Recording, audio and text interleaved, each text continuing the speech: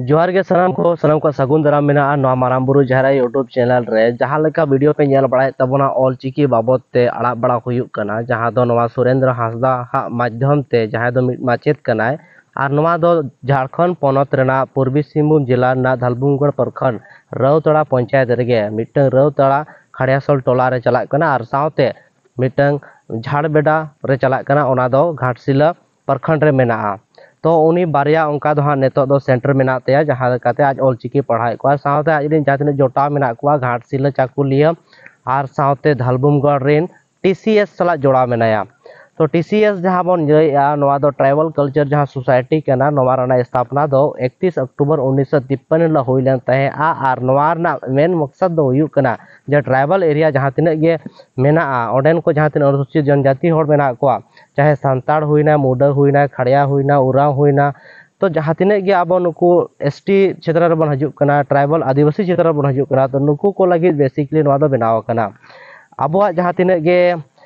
दोंग एने लांगड़े एने रिजे कराम जहां तिने गे अब मेना तबना पारा पुने बाहा सोरहाय जहां तिने गे मेना तबना तो ओना को जतन दोह लगी ओना को मिटंग सोद लगी ते टीसीएस दो बनाव ले थाहे कना आर नितो हो ओना कामी रे मेनाया तो जहां नितो मेन फोकस चलो कना ऑल चिकी बाबत ते तो ऑल चिकी दो नितो पूरे दिसोम रे आडी मारांग लिपि मेना ओनाते नुका गबानोआ जहां रड़ गे आमेम ओडोगा ओना गे ऑलते छापा सदरोआ नोआ लगिते जागरूकता जहां सुरेंद्र हांसदा चलावेआ नोआ दो रौतड़ा पंचायत रे जहां तिने गे सुर आतु मेना आतु आतु चलाव कते टोला टोला चलाव कते जहां तिने गे गिद्रा मेना को जहां तिने गे आयो को बाबा को हड़ाम तो को बुढ़ी तो को जहां तिने गे आतु रिन मेना को उनको होड़ को देखाव को कना को एनेज आते सेरेñ आते आर ओना जहां अब झंडा मेना तबना ओना को टीसीएस जहां बैनर मेना ओना को इदी कते को चला कना आर को ले आज बांगा अब जहां ऑल इतुन आसड़ा बन चालू का नोडे बन सेटरोबा आर नोडे पढ़ाव कते अब जहां ऑल चिकी मेना तबना ओना बन हारा बुरुइमा चेद माबन जहां गुरु गंके ऑल चिकी ओडक ले थे 1925 साल रे अब को समांग रे तो ओना ऑल चिकी नेतो 2025 रे हा 100 शर्मा हुयु लगी दो तो ओना 100 शर्मा पूरा कते हो अब तीन हर ऑल चिकी तेबन ऑल दाड़े कना तीन हर नोवा अब पारसी तेबन रोड दाड़े कना नोवा को अब तला रे जेमन सदरक मा और नोवा सदर लगी ते दो टीसीएस हुईना एसेका हुईना आइसवा हुईना आरो जहां तिने गे आदिवासी जहां तिने को कामी तबोना नोवा अब ऑल नोवा अब रोड नोवा अब सावता नोवा लाख लाकचार आरी चाली नोवा को बांचा दो लगी आदो नोवा जहां नेल हुईना अतु दाड़ान ऑक्टो रे सुरेंद्र हांसदा सा जहां चलाव लेन थाया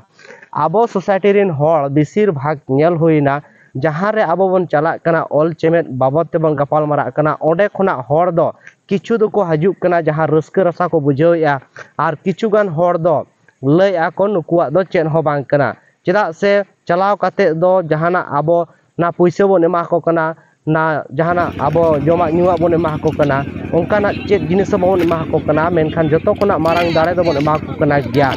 तो नोआ ज्ञान हताव दो आबो आदिवासी से आबो ट्राइबल एरिया रेन होड़ दो आबो जहां तिने गे मेना बोना उनको दो हा बाबन बाड़ाया ओना जगह रे जुदी जेल होई को नोवा टोला पाड़ा आदु दिसोम रे मिटे रोगाधारी नेता हो जुदी सेटर को ऐसे उनी सागुन दाराम लगी ते बाहा माला लोटा थारी दा आगु कतेत को सेटेरोआ और उनिया जगह धुड़ी को आरूप फरचायते बाहा माला को